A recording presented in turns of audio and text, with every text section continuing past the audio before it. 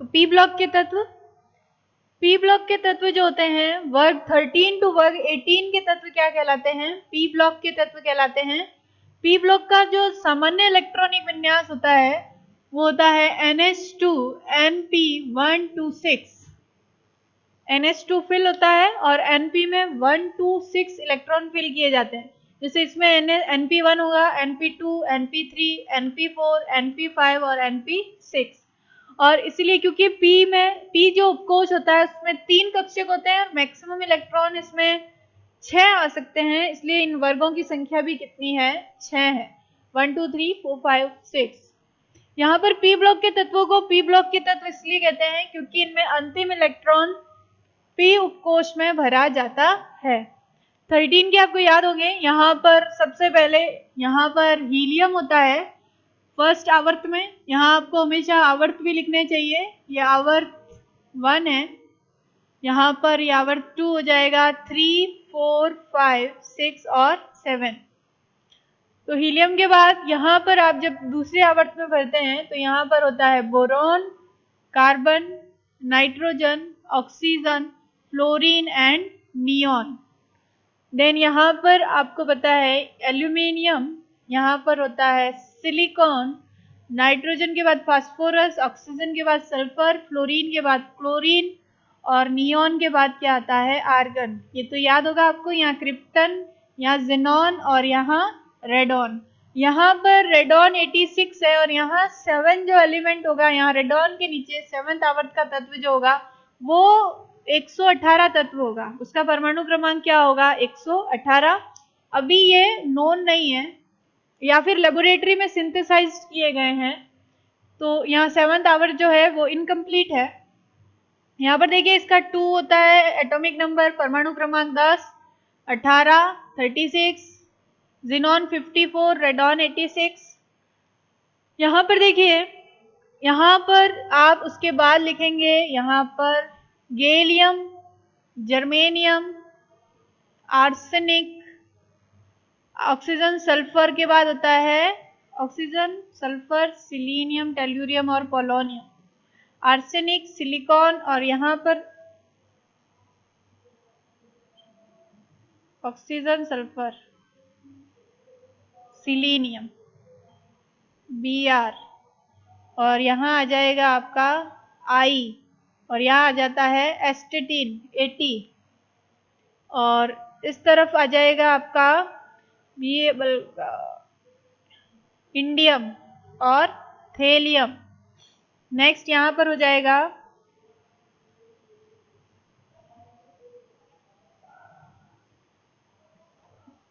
Antimony और bismuth, उससे टीपो, ये होता है इसका। तो ऑक्सीजन सल्फर, सिलीनियम, टेल्यूरियम और पोलोनियम। ये सिलिकॉन है, ये सिलीनियम है, इसको कहते थे टेल्यूरियम और इसको पोलोनियम।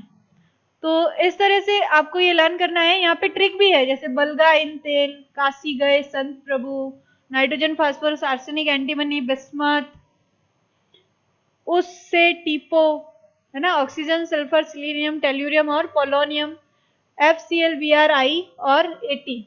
तो यहाँ पर अब आपको क्या होगा, ये पूरा पी ब्लॉक याद हो जाएगा। इस तरह से आपको याद करना है पी ब्लॉक, और इसमें अब आप इजीली इनके क्या लिख सकते हैं? इलेक्ट्रॉनिक विन्यास लिख सकते हैं। जैसे सपोज अगर आपको बोरॉन का इलेक्ट्रॉनिक विन्यास लिखना है तो सबसे पहले आप पता करो इसका परमाणु क्रमांक क्या है। तो यहाँ देखो 10, ये हो जाएगा 9, 8, 7, 6 और 5। अब 5 बोरॉन है, इसका अगर आपको इलेक्ट्रॉनिक विन्यास लिखना है तो जनरल इलेक्ट्रॉनिक विन्यास मैंने यहाँ लिखा है NH2 NP126 होता है। तो यहाँ पर आप कर सकते थे क्या? 1s2, यहाँ हो जाएगा 2s2 और 2p1, क्योंकि ये पी ब्लॉक का पहला ग्रुप है तो यहाँ क्या हो जाएगा? P1। तो यहाँ देखिए 2, 2, 4 और 5, तो इसको कहते हैं हम NH2 NP1। देखो ये हो गया, 2 की जगह हम क्या मान लें? ये मुख्य क्वांटम संख्या है और ये आवर्त 2 का तत्व है। तो आवर्त 2 का तत्व है तो ये क्या, यहाँ n की जगह क्या आ जाएगा? 2, तो ये हो जाएगा 2s2 2p1। अब 1s2 किसका होता है? हीलियम का, तो आप 1s2 की जगह क्या रख सकते हैं? हीलियम। तो यहाँ देखो अगर आपको कार्बन का लिखना है तो आप क्या लिखेंगे? हीलियम, फिर यहाँ 2s2 और इसमें 2p1 हो गया तो सेकेंड इलेक्ट्रॉन इसमें जाएगा तो क्या होगा 2s2। तो कार्बन का इलेक्ट्रॉनिक विन्यास क्या हो जाएगा हीलियम 2s2 2p2। यहाँ अगर आपको इलेक्ट्रॉन काउंट करने हैं कि 6 हो गए तो देखिए 2 2 4 और हीलियम में 2 होते हैं तो कितने हो गए 6। इसी तरह से यहाँ देखो इसका हो जाएगा हीलियम 2s2 और 2p3 15 ग्रुप का है, ये p ब्लॉक का थर्ड ग्रुप है तो p3 हो जाएगा।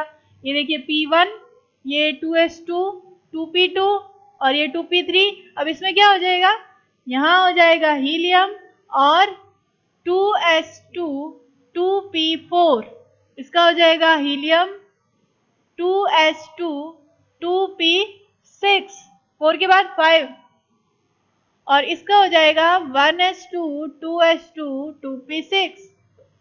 नियॉन का क्या होता है 1s2 2s2 2p6। तो इस तरह से आप क्या कर सकते हैं, सेकेंड आवर्त के तत्वों के इलेक्ट्रॉनिक विन्यास इजीली लिख सकते हैं p ब्लॉक में। ns2n का मतलब समझ गए होंगे, जो आवर्त का नंबर है वो यहाँ पर n आ जाएगा। जैसे ये सेकेंड आवर्त के तत्व हैं तो यहाँ सबके लिए n की जगह क्या आ गया 2 आ गया। और उससे पहले आप इससे पहले आवर्त वाली अक्रिय गैस लिख दो।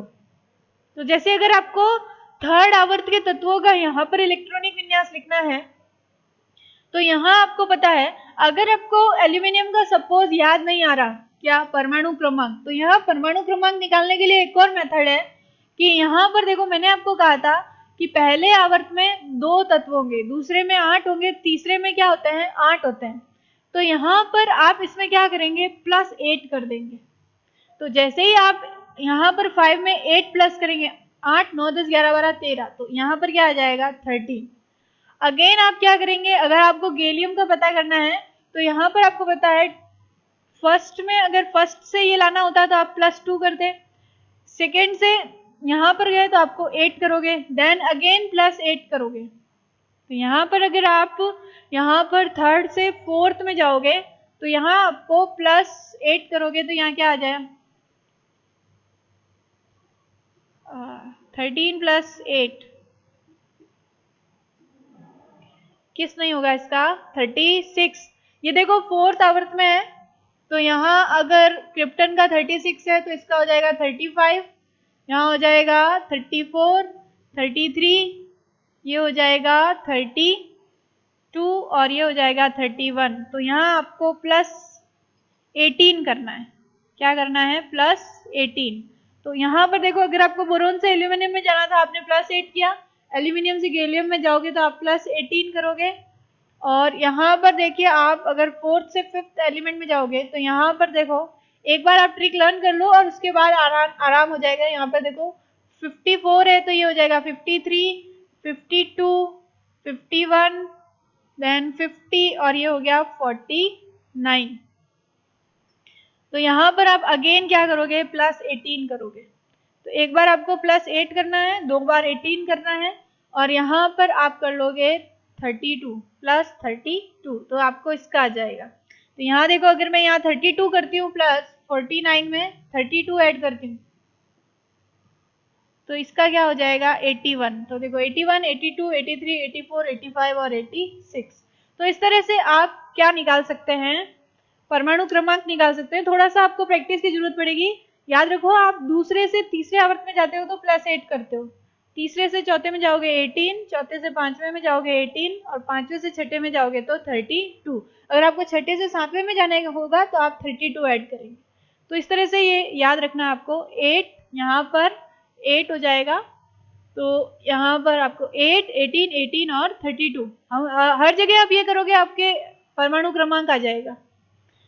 तो इस तरह से तो आपको पता चल जाएगा कि परमाणु क्रमांक क्या है। तो आपको जैसे ये पता चल गया। दूसरा अगर आपको करना है यहाँ पर इलेक्ट्रॉनिक कॉन्फ़िगरेशन इजी से लिखना है तो आप ये देखिए सबसे पहले आप पता करोगे एल्यूमिनियम थर्ड आवर्त का है तो आपको दूसरे आवर्त की अक्रिय गैस लिखनी है। अगर ये तीसरे आवर्त का एलिमेंट है तो दूसरे आवर्त की अक्रिय गैस लिखनी है। तो आप यहाँ क्या लिखेंगे नियॉन, देन फिर आपको पता है 13 ग्रुप जो है पी ब्लॉक का जनरल इलेक्ट्रॉनिक विन्यास NH2NP126 होता है। तो ये पी ब्लॉक का पहला वर्ग है तो यहाँ पर क्या हो जाएगा आपका n की जगह तो आ जाएगा आपका इसका आवर्त नंबर, ये थर्ड है तो ये हो जाएगा 3s2 और यहाँ हो जाएगा 3p1। अब यहाँ पर क्या हो जाएगा 4s2 4p1, इसका हो जाएगा 5s2 5p1 और इसका हो जाएगा 6s2 6p1। उससे पहले आपको सिर्फ इनकी इससे पहले वाली अक्रिय गैस लिखनी है। जैसे कि अगर गैलियम 4th आवर्त का है तो 3rd आवर्त की अक्रिय गैस लिखेंगे आप ऑर्गन 18। तो इस तरह से आप क्या कर सकते हैं, यहाँ पर इलेक्ट्रॉनिक विन्यास लिख सकते हैं। यहाँ आपको ये ध्यान रखना है कि आपने ऑर्गन 18 लिखा, अब आप यहाँ पर देखो तो 18 19 20 21 ही होते हैं, जबकि यहाँ कितने हैं 31 है, 31 है इसका एटॉमिक नंबर। तो आप याद करो 4th आवर्त से स्टार्ट होती है 3D सीरीज। क्या स्टार्ट होती है 3D सीरीज। तो आपको बीच में यहाँ पर S ब्लॉक से पहले आपको यहाँ पर क्या लिखना होगा 3D10, क्योंकि P ब्लॉक से पहले D ब्लॉक आता है। और यहाँ पर आपको हमेशा याद रखना है कि 4th जो आवर्त है उससे 3D सीरीज शुरू होती है। तो यहाँ 3D10 4s2 4p1। अब आप काउंट करोगे ये इलेक्ट्रॉन कितने हो जाएंगे 31। जैसे सपोज आपको इंडियम का लिखना है तो यहाँ देखो मैं इंडियम का इलेक्ट्रॉनिक विन्यास दिखा रही हूँ आपको। सबसे पहला काम करना है, आपको पता करना है इंडियम का परमाणु क्रमांक क्या है। परमाणु क्रमांक पता चल गया, उसके बाद आप क्या करोगे, देखोगे इंडियम कौन से आवर्त का है 5वें आवर्त का, तो आप चौथे आवर्त की अक्रिय गैस लिख लोगे। तो आप लिखोगे क्रिप्टन 36। एक बार मैं 36 लिख रही हूँ ताकि आपको पता चल जाए, आपको ये 36 इलेक्ट्रॉन आपने फिल कर दिए। उसके बाद आप देखो कि इंडियम खोज 5वें आवर्त का है, तो यहाँ पर ये जो जनरल इलेक्ट्रॉनिक विन्यास है इसको फॉलो करो। तो आप क्या करोगे, यहाँ पर 5s2 और 5p। अब आप 1 to 6 है तो यहाँ पर आप 1 क्यों लिख रहे हो, क्योंकि ये 13 ग्रुप का है, p ब्लॉक का पहला ग्रुप है। तो आप यहाँ पर क्या लिखोगे 5p1। ये समझ में आ गया। उसके बाद आप काउंट करो, यहाँ पर 49 है और आपको पता है कि 5वें आवर्त, आप याद कर लो 4th आवर्त में 3D सीरीज होती है, 5वें आवर्त में 4D होगी। ठीक है, तो आप यहाँ पर क्या लिखेंगे 4D10, सिंपल। अब देखो, अब आप काउंट करो 49 इलेक्ट्रॉन हो रहे हैं, 36 और 10 कितने हो जाएंगे 46 47 48 और 49। तो यहाँ पर ये 49 इलेक्ट्रॉन आपने फिल कर दिए। इस तरह से आप किसी भी एलिमेंट का क्या कर सकते हैं, इलेक्ट्रॉनिक विन्यास लिख सकते हैं, लेकिन इसके लिए आपको ये प्रैक्टिस करना पड़ेगा बार बार। ठीक है, यहाँ पर मैं एक और आपको लिख के बताती हूँ। सपोज कि आपको सिलीनियम 34 का लिखना है, तो सबसे पहले आप क्या करेंगे, आप लिखेंगे सिलीनियम 34।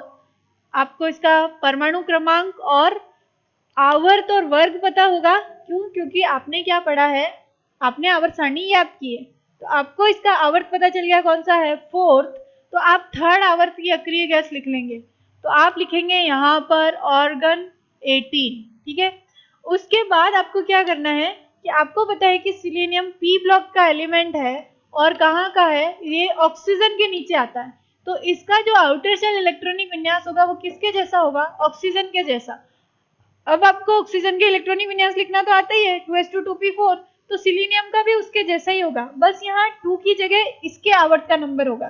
तो सिलीनियम का आवर्त कितना है 4, तो आप यहाँ क्या लिखेंगे 4s2 4p4। तो आप यहाँ क्या कर देंगे लास्ट में 4s2 4p4। फिर आपको याद क्या रखना है कि चौथे आवर्त से शुरू होती है 3D सीरीज, तो आप यहाँ पर मिड में क्या लिख देंगे 3D10। तो यहाँ देखो, अब आप काउंट करो 18 10 28 29 30 31 32 33 और 34। 34 इलेक्ट्रॉन यहाँ पर आपने क्या कर दिए, फिल कर दिए। तो इस तरह से आप p ब्लॉक के किसी भी एलिमेंट का क्या रख सकते हैं, इलेक्ट्रॉनिक विन्यास लिख सकते हैं। दूसरा ये है कि ना केवल आवर्त सारणी को sp-df ब्लॉक में बांटा गया है, बल्कि धातु अधातु और उपधातु में भी बांटा गया है। तो यहाँ पर मैं p ब्लॉक में ही आपको बता देती हूँ कि यहाँ पर एक जिगजैग लाइन होती है जो कि क्या करती है, धातु और अधातु को क्या करती है, अलग करती है। इस तरह से एक जिगजैग लाइन होती है और इस जिगजैग लाइन पर जो एलिमेंट आते हैं उनको हम क्या कहते हैं, उपधातु। इस जिगजैग लाइन के लेफ्ट में जितने भी एलिमेंट है वो क्या है, धातु, और इसके राइट में जो एलिमेंट है वो क्या है, अधातु। और इस लाइन पर जो आते हैं उनमें धातु और अधातु दोनों के ही गुण पाए जाते हैं, तो उन्हें हम क्या कहते हैं, उपधातु। आपको उपधातु के एग्जाम्पल याद कर लेने हैं। देखिए सिलिकॉन, जर्मेनियम, आर्सेनिक, एंटीमनी और टेल्यूरियम, ये क्या है, उपधातुएं हैं। सिलिकॉन, जर्मेनियम, आर्सेनिक, एंटीमनी और टेल्यूरियम, ये तो है उपधातुएं। इसके सब उस तरफ क्या है, अधातुएं। और इसके इस तरफ अगर बात करें सारी, तो वो क्या है, धातुएं। आपको पता है धातुएं जो होती है वो क्या होती है, जनरली ठोस होती है, अपवाद है मरकरी, और उसके अलावा गैलियम और सीजियम का जो गलनांक होता है वो भी बहुत कम होता है। जनरली बाकी धातुएं कैसी होती है, ठोस होती है और विद्युत की सुचालक होती है और आघात वर्धनीय होती है, तन्य होती है। तो ये सब धातुओं के क्या हैं, लक्षण हैं।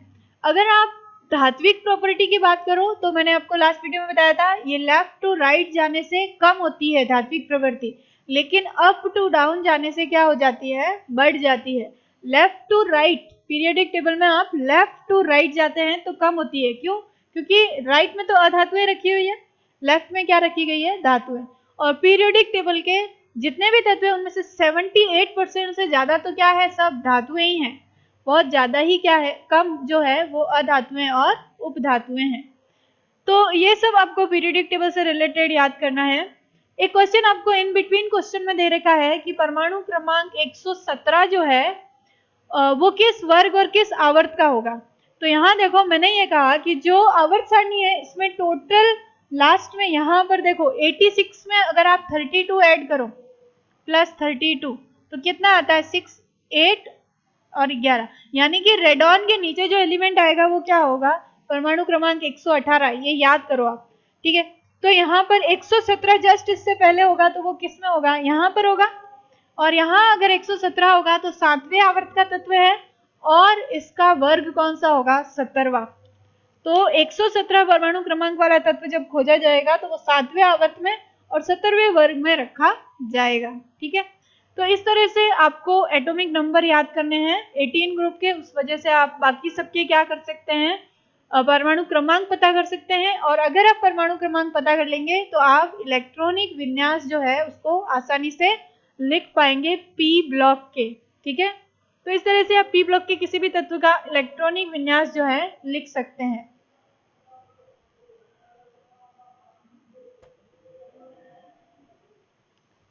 नेक्स्ट डी ब्लॉक की अगर हम बात करें तो डी ब्लॉक जो है वो ग्रुप 13, ग्रुप 3 टू ग्रुप 12 तक क्या होता है, आपका डी ब्लॉक होता है। ग्रुप मतलब वर्ग या समूह। तो समूह 3 से समूह 12 तक के जो तत्व होते हैं वो क्या कहलाते हैं, डी ब्लॉक के तत्व कहलाते हैं। ये टोटल 10 ग्रुप है। कितने हैं, 10 है। क्योंकि आपको पता है डी ब्लॉक जो होता है, डी उपकोष जो होता है उसमें 5 कक्षक होते हैं और अधिकतम इलेक्ट्रॉन उसमें कितने आ सकते हैं, 10 आ सकते हैं। डी ब्लॉक जो है उसको हम एस ब्लॉक और पी ब्लॉक के बीच में रखते हैं और इसलिए उसे हम संक्रमण तत्व भी कहते हैं। तो डी ब्लॉक के तत्वों को संक्रमण तत्व भी कहा जाता है। तो ये याद रखना है। एक पूछते हैं एग्जाम में, सबसे ज्यादा जो क्वेश्चन पूछते हैं वो डी ब्लॉक का सामान्य सूत्र पूछते हैं। तो आपको डी ब्लॉक का सामान्य सूत्र याद करना है। यहाँ पर देखिए n-1 D1 to 10, n-1 D1 to 10, जो डी उपकोष होता है उसमें 1 से लगाकर 10 तक इलेक्ट्रॉन फिल किए जाते हैं और ये n-1 होता है, यानी कि जो मुख्य क्वांटम संख्या होगी उससे एक कम वाला डी होगा। तो यहाँ पर आप लिखते हैं ns122, ns में या तो 1 इलेक्ट्रॉन फिल करते हैं या 2 इलेक्ट्रॉन। तो इस तरह से आप डी ब्लॉक का क्या लिखते हैं, सामान्य सूत्र या जनरल फॉर्मूला होता है इसका, ये जनरल इलेक्ट्रॉनिक कॉन्फ़िगरेशन, सामान्य इलेक्ट्रॉनिक विन्यास इस नाम से भी आता है कि डी ब्लॉक का सामान्य इलेक्ट्रॉनिक विन्यास लिख दो जो कि सब पर एप्लीकेबल होगा। तो वो होगा n-1 D1 to 10 ns1 और 2, यानी कि जो मुख्य क्वांटम संख्या होगी उससे एक कम वाला डी होगा। यहाँ पर देखो, इसको समझिए इस तरह से।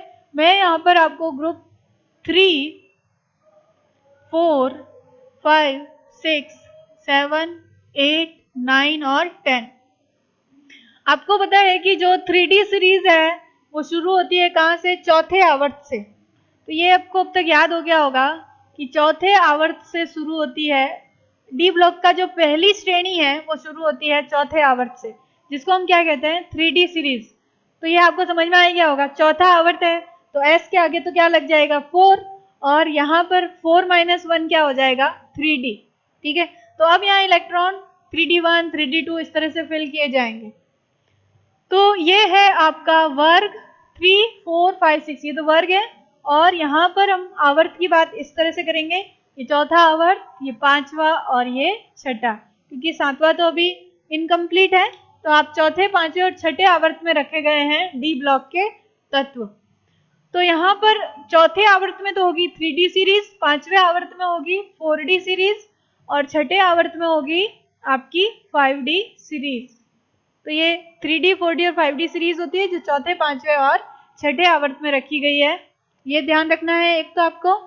दूसरा यहाँ पर आपको ये लर्न करने हैं, यहाँ पर स्कैंडियम 21 से स्टार्ट होती है आपकी 3D सीरीज। तो यहाँ scandium, titanium, vanadium, chromium, manganese, iron, 3, 4, 5, 6, 7, 8, 9, 10, 11 और 12 तक हो गए, 3 से लगाकर 12 तक। तो यहाँ पर हो जाएगा आपका कोबाल्ट, निकल, कॉपर और जिंक। तो ये हो गए 3D सीरीज। इसको हम क्या कहते हैं? 3D series. 3D क्यों कहते हैं? क्योंकि यहाँ 3D में इलेक्ट्रॉन फिल किए जाएंगे। देखो आवर्त चौथा है तो यहाँ n की जगह 4 आ जाएगा और यहाँ पर n-1 की जगह क्या आ जाएगा? 3, क्योंकि 4-1 करेंगे तो 3 आ जाता है।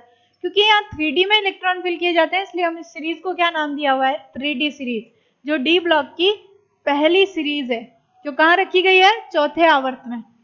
तो यहाँ पर इलेक्ट्रॉनिक कॉन्फ़िगरेशन की अगर बात करें तो इजी है। यहाँ आप लिखोगे 3D1 और 4s2, इसमें लिख दोगे 3D2 और 4s2, इसमें लिखोगे 3D3, 4s2, यहाँ हो जाएगा 3D4, 4s2। यहाँ पर देखो क्रोमियम एक्सेप्शन था, मैंने अपवाद बताया था यहाँ पर कि होता तो होना चाहिए था 3D4, 4s2, लेकिन यहाँ पर एक इलेक्ट्रॉन 4s में से किस में चला जाता है? डी में चला जाता है और ये हो जाता है 3D5, 4s1। तो क्रोमियम एक्सेप्शन है, ये याद रखना है। इसमें 3D5, 4s1 हो जाएगा। और आपको इसके पहले इसकी अक्रिय गैस लिखनी है, तो ये चौथा आवर्त है, तो तीसरे आवर्त की अक्रिय गैस होती है हीलियम, नियोन और आर्गन। आर्गन होती है, तो आप इसके आगे क्या लिख लेंगे? ऑर्गन। तो अगर आप स्कैंडियम का, जैसे 21 स्कैंडियम है, इसका इलेक्ट्रॉनिक विन्यास लिखना है तो आपके पास क्या आ जाएगा? Organ 18, 3D1, 4s2। Electron count करो, 18, 19, 20, 21 हो गए। तो यहाँ सबके आगे आपको सिंपल क्या लिखना है? Organ, organ, organ.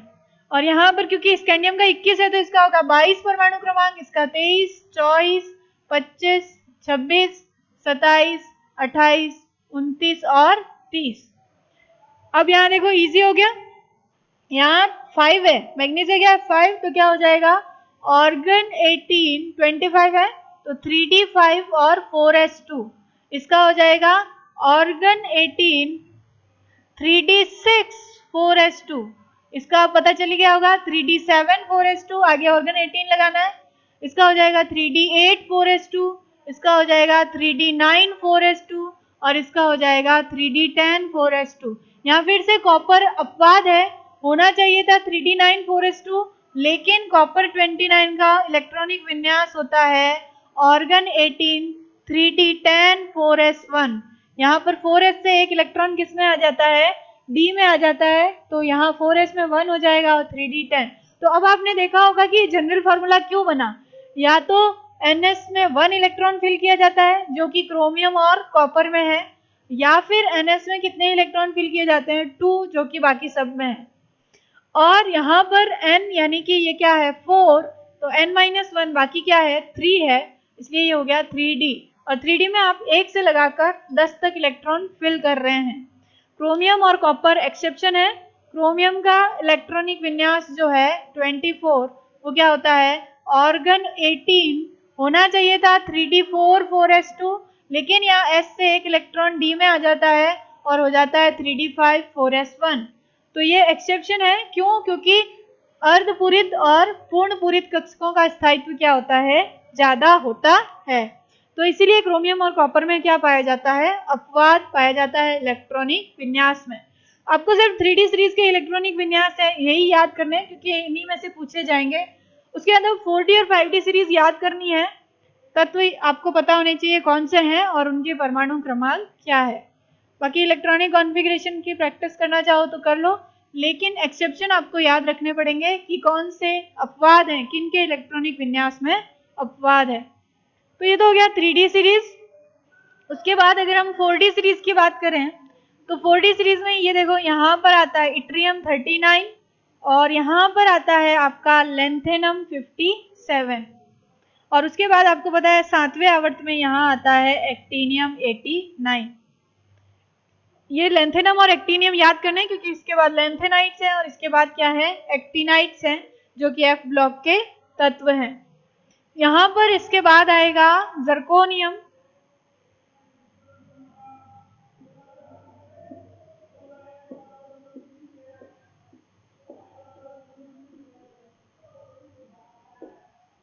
कैडमियम आ जाता है। उसके बाद यहाँ देखिए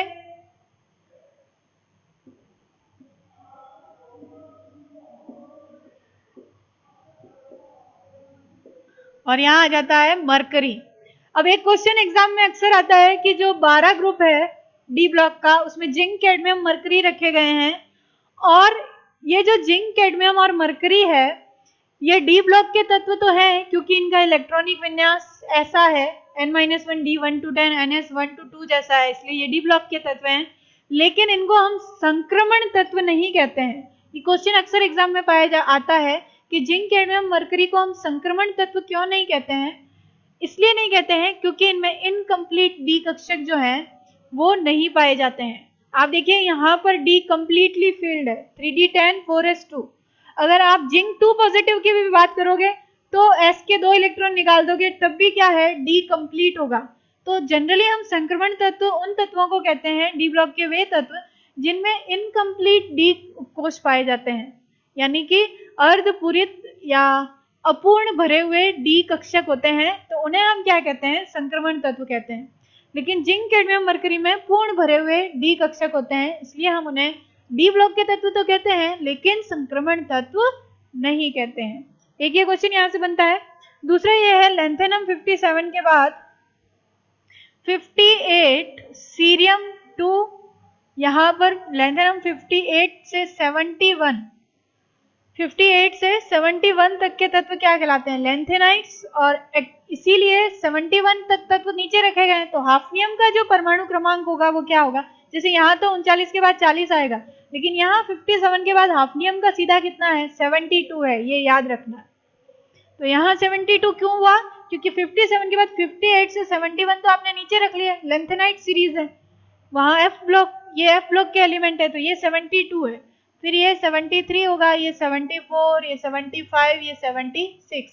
तो इस तरह से ये चलेगा 76 के बाद 7, 78, 79 और ये 80। मरकरी का एटॉमिक नंबर 80 हो जाएगा। दूसरा आपको याद रखना है 11 के जो तत्व हैं कॉपर, Ag और Au, ये तीनों क्योंकि पुराने जमाने में इनकी कॉइन बनती थी तो 11 वर्ग के जो तत्व हैं इन्हें हम कॉइन मेटल्स कहते हैं, यानी कि सिक्का धातुएं जिनके सिक्के बनते थे, तो इन्हें कॉइन मेटल्स कहा जाता है। तो ये डी ब्लॉक के एलिमेंट है।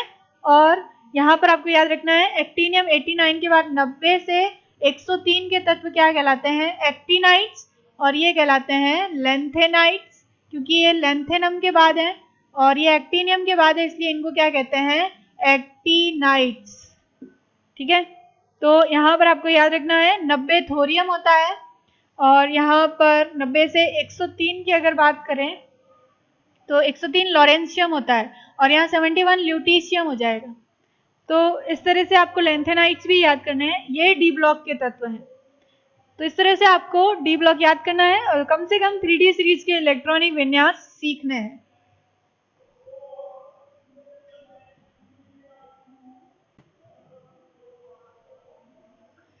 एफ ब्लॉक के तत्व इन्हें हम आंतरिक संक्रमण तत्व भी कहते हैं, इनर ट्रांजिशन एलिमेंट, आंतरिक संक्रमण तत्व।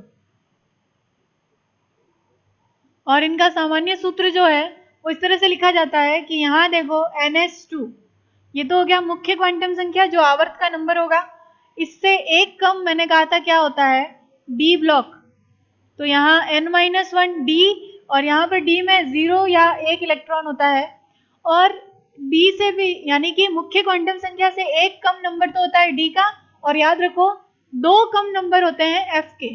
तो यहाँ पर n-2 और एफ में आपको पता है कम से कम 1 और ज्यादा से ज्यादा 14 इलेक्ट्रॉन फिल कर सकते हैं, क्योंकि एफ उपकोष में 7 कक्षक होते हैं। आपको याद होगा sp-d-f मैंने बताया था 1, 3, 5 और 7। एस में 1 कक्षक होता है, पी में 3, डी में 5 कक्षक और एफ में 7। और कक्षक अगर 7 है तो इलेक्ट्रॉन कितने होंगे? मैक्सिमम 14। तो यहाँ आप 1 से 14 तक इलेक्ट्रॉन फिल करते हैं। तो ये हो जाता है एफ ब्लॉक तत्व का सामान्य इलेक्ट्रॉनिक विन्यास, जो कि अक्सर पूछा जाता है एग्जाम में। n-2 f 1 to 14, n-1 d 0 to 1, ns2। अब यहाँ पर आपको पता है एफ ब्लॉक को अलग से आवर्त सारणी में नीचे रखा गया है, जिनमें लेंथेनाइट्स और एक्टिनाइट्स होते हैं। तो लेंथेनाइट श्रेणी और दूसरी होती है एक्टिनाइट श्रेणी। लेंथेनाइट श्रेणी को हम कहते हैं 4f श्रेणी।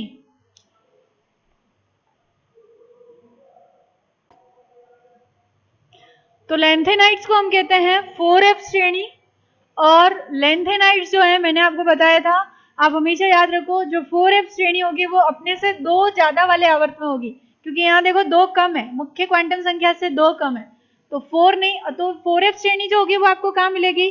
5 नहीं और 6 में, छठे आवर्त में मिलेगी।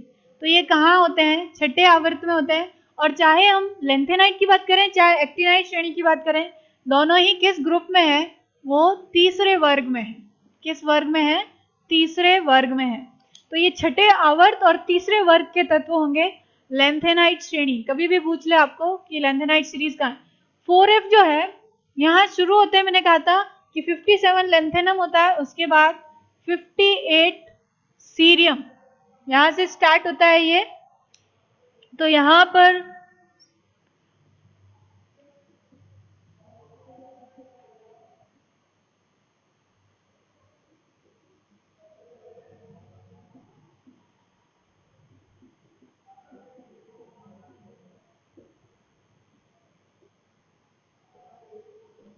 तो ये है आपके लेंथेनाइट श्रेणी के तत्व, ये आपको याद करने हैं यहाँ पर, क्योंकि इनका 12th में काम ज्यादा पड़ेगा, लेकिन इसी साल याद कर लीजिए। तो यहाँ पर लेंथेनम के बाद सीरियम से लगाकर ल्यूटीशियम 71 तक, देखो 58, 59, 60, 61, 62, 63, 64, 65, 66, 67, 68, 69, 70 और 71, ये कहलाते हैं लेंथेनाइट्स। तो इतना ही है आपके कोर्स में। एक तो आपको याद रखना है 4f श्रेणी होती है लेंथेनाइट श्रेणी, और इसमें 4f में इलेक्ट्रॉन फिल किए जाते हैं। ये छठे आवर्त के तत्व हैं और तीसरे वर्ग के तत्व हैं। और लेंथेनम 57 के बाद 58 सीरियम से 71 ल्यूटीशियम तक क्या कहलाती है? लेंथेनाइट श्रेणी। और इन्हें हम आंतरिक संक्रमण तत्व कहते हैं, क्योंकि जो मुख्य क्वांटम संख्या होती है उससे एक कम होते हैं डी ब्लॉक के तत्व, जिन्हें हम संक्रमण तत्व कहते हैं, और 2 कक्षा अंदर भरे जाते हैं। मुख्य क्वांटम संख्या बाहरी कोश के 2 कोश अंदर होते हैं, इसलिए इन्हें हम क्या कहते हैं? आंतरिक संक्रमण तत्व। संक्रमण तत्व के भी अंदर होते हैं, इसलिए इन्हें आंतरिक संक्रमण तत्व कहा जाता है। नेक्स्ट है आपकी एक्टिनाइट श्रेणी। एक्टिनाइट श्रेणी जो है वो आपको पता है कि 89 एक्टिनियम के बाद 90 थोरियम टू 103, 90 से लगाकर 103 लॉरेंशियम तक के तत्व क्या कहलाते हैं? एक्टिनाइट्स कहलाते हैं। तो यहाँ पर भी आप इनको याद करेंगे। यहाँ पर हो जाएगा, एक था पाकिस्तान, यूरोप, नेपाल, पूरा अमेरिका, कमीना, बकवास, कॉफी, पीकर, ऐश, फार्म में